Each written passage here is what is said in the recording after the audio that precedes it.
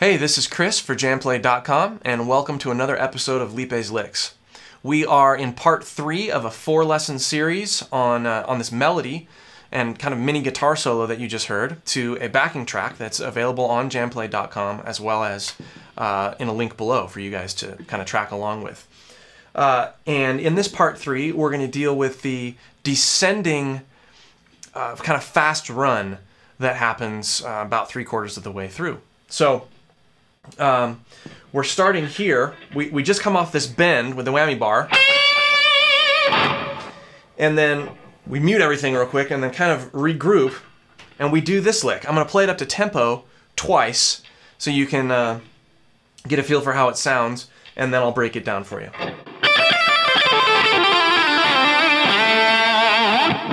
Again.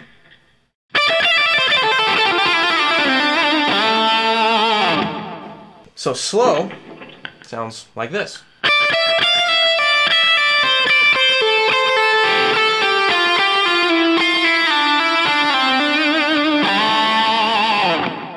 This lick is very legato. I'm not even picking sometimes when I change strings for a second. So if you watch this sort of up to tempo, you can see that I'm not picking even sometimes when I change strings.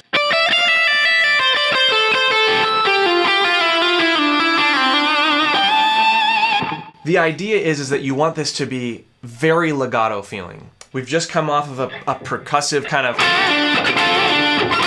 So it's cool to have this really flowing, non-percussive, fast flurry run happening there. Okay? So let's go over the fingering here. 10th fret, start with your first finger. Using my fingers 1, 2, and 3.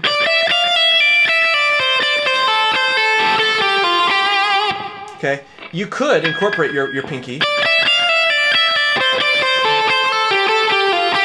Whatever's easier for you. I feel like in this case, since it's not too much of a reach, you can use your 3 fingers here. So you're essentially walking down the D minor pentatonic scale until you get to the G. Then you slide down with your first and second finger. Replace with your third finger once you get to this 2-fret reach.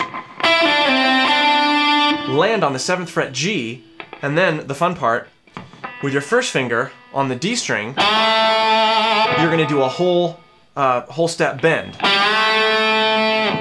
You have to really kind of take command of your guitar neck to get that right, because you don't have any other real support. I mean, if you're doing it here, you have these other fingers, but you just have...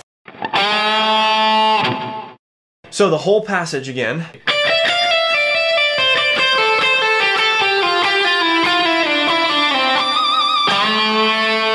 And you can add, I tend to add random harmonics just because it's fun, but in the original solo, I didn't really put any of those in this passage.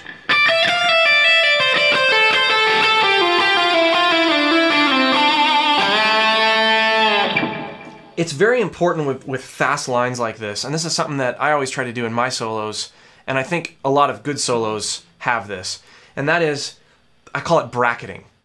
So this lick fits within a particular amount of time within the solo, and it gets you from one place to another. It's not just speed for the sake of playing something fast. It fits to drive the melody, to drive the solo. It tells part of the story of the whole solo. And so if you just hear this out of context, if you just hear this lick out of context, you might think, oh, okay, that's an okay lick.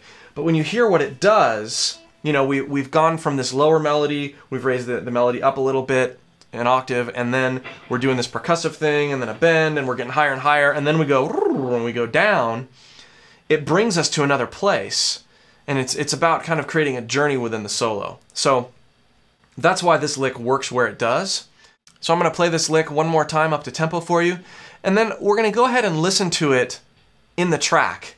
So again, you can get the idea of the context, where you're coming from and where you're going to. All right, so here's the line.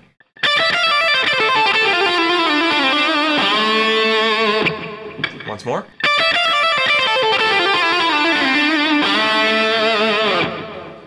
All right, now let's hear it a few times with the track.